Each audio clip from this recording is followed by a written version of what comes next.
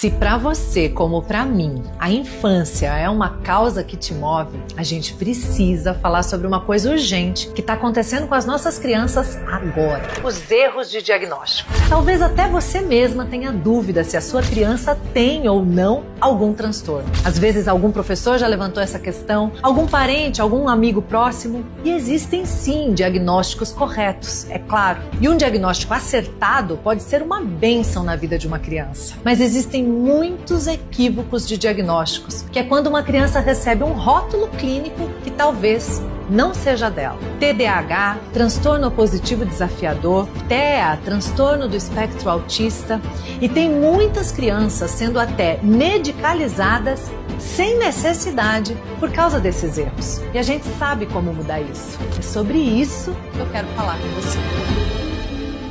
É verdade que existem, sim, crianças mais desafiadoras do que outras.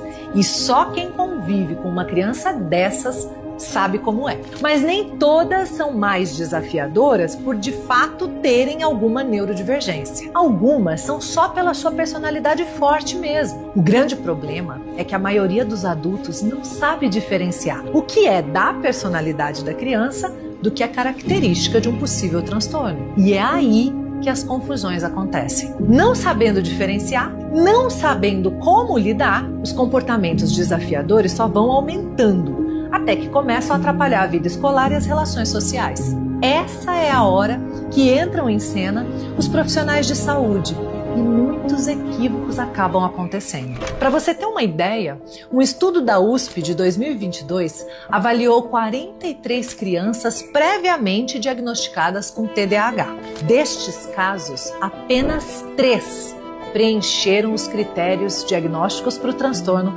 quando submetidos a escalas específicas.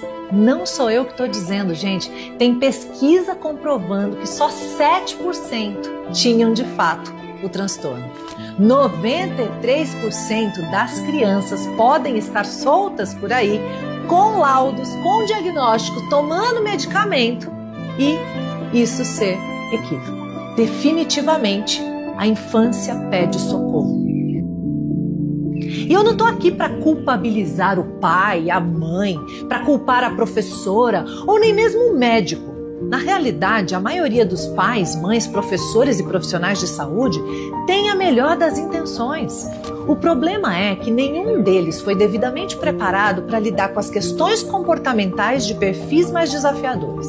Isso a faculdade não ensina. Então, cada um acaba atuando com as armas que tem. Virou um sistema e o fluxo é esse. A criança apresenta algum comportamento indesejado recorrente. A escola primeiro aciona os pais, que acabam não conseguindo atuar muito em uma dinâmica que se apresenta no ambiente escolar. A coisa continua ou piora até que se encaminha a criança para um profissional da saúde. Muitas vezes a coisa é tratada com muita velocidade, com diagnósticos e laudos muito superficiais, o que geram os equívocos e, na sequência, a prescrição de medicamento. Eu acompanhei um caso recente que a menina de 9 anos saiu de uma única consulta com um laudo de TDAH e receita de Ritalina e nenhuma recomendação de ajuste de manejo para os pais. E a gente segue medicando crianças diagnosticadas às pressas. Infelizmente, isso não é mais exceção. Isso tem sido escala. Olha esses números.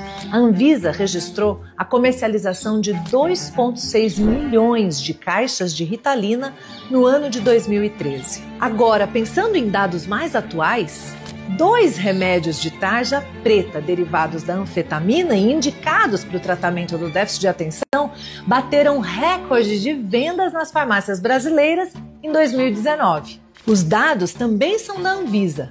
Um deles é ele, o metilfenidato, a Ritalina. O outro é a lisdexanfetamina, vendido no país sob a marca Venvance. As vendas desses 2 psicoestimulantes somaram 2,8 milhões de caixas em 2019, com alta de 20,9% em relação a 2018. Agora, uma coisa importantíssima, o diagnóstico não é o inimigo. Palavra de uma pessoa com dupla excepcionalidade que descobriu seu diagnóstico aos 40 anos.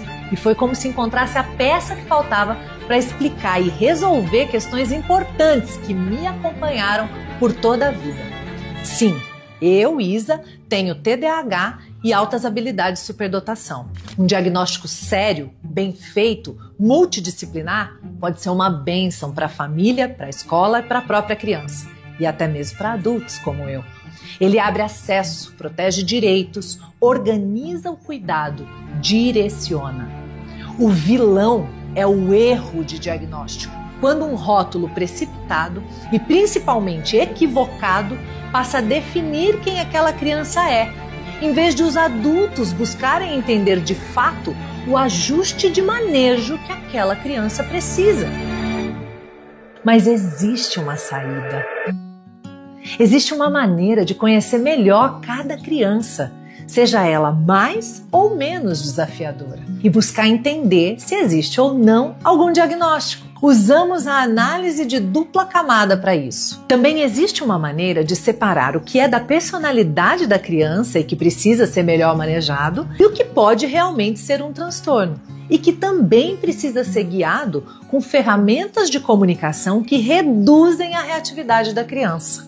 Tem um caso incrível na nossa comunidade que a mãe me relatou sobre uma criança autista. Ela me escreveu com todas as letras: não tenho mais problemas com escovar os dentes, alimentação, banho, responder a cumprimentos e já estão saindo diálogos sobre os sentimentos. Nossas crianças precisam de paz.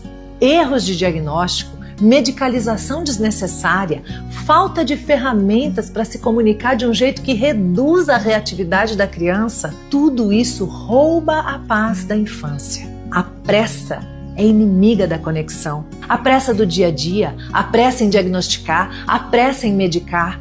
Claro que a medicação pode ser necessária, mas é muito importante os adultos saberem manejar a criança de cada personalidade e também de cada neurodivergência. Existe um jeito responsável, humano e sério, baseado em ciência, de manejar os desafios infantis sem rotular a criança.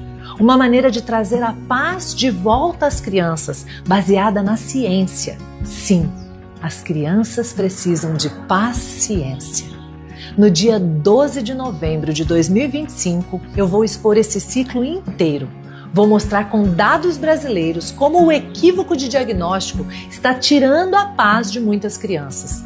Vou mostrar por que isso continua acontecendo e vou apresentar um plano para resolver isso. Inclusive para você descobrir se a sua criança tem ou não transtorno, para devolver a paz para as nossas crianças de 0 a 12 anos. Eu estou criando um grande movimento, gente, pela saúde física e mental de crianças e adolescentes do Brasil e do mundo. Nós, que temos a causa da infância viva em nosso coração, que sentimos arder aqui dentro esse chamado, precisamos nos unir, nos preparar com informações científicas e práticas e contagiar a todos ao nosso entorno. As escolas precisam dessas informações, os profissionais ligados à infância precisam saber mais sobre isso, os grupos de mães e pais que fazemos parte, precisamos nos unir para gritarmos juntos, para todo mundo ouvir.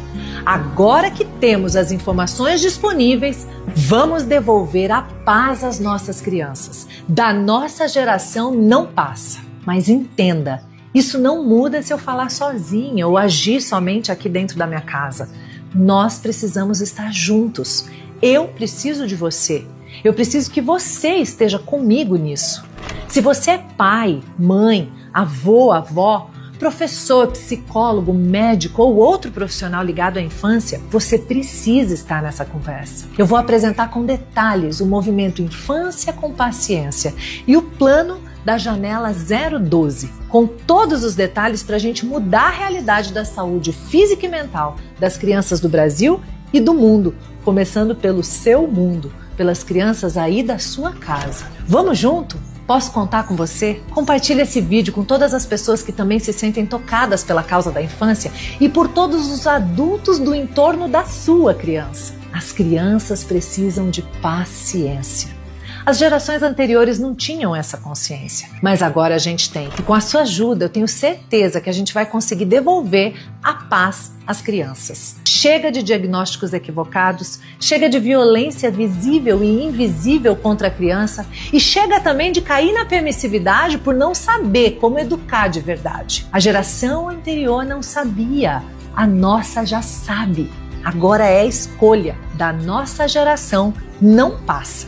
Dizem que a diferença entre um sonho e uma meta é ter data e plano. Já temos data e lá eu vou te apresentar o plano. Da nossa geração não passa, gente, eu tô dizendo. Já coloca na agenda e compartilha esse chamado.